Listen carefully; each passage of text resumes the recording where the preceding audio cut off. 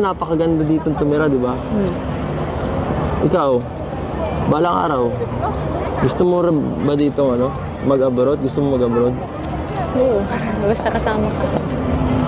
Kasama ko.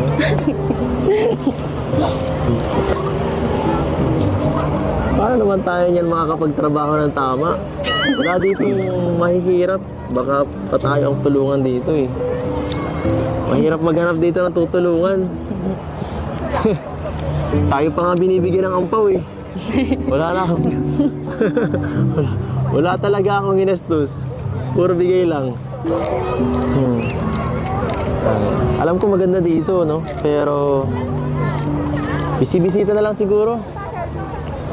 Doon ka na lang sa diet. Huwag ka nang lumayo sa akin. Hindi naman kita pababayaan eh. Ikaw na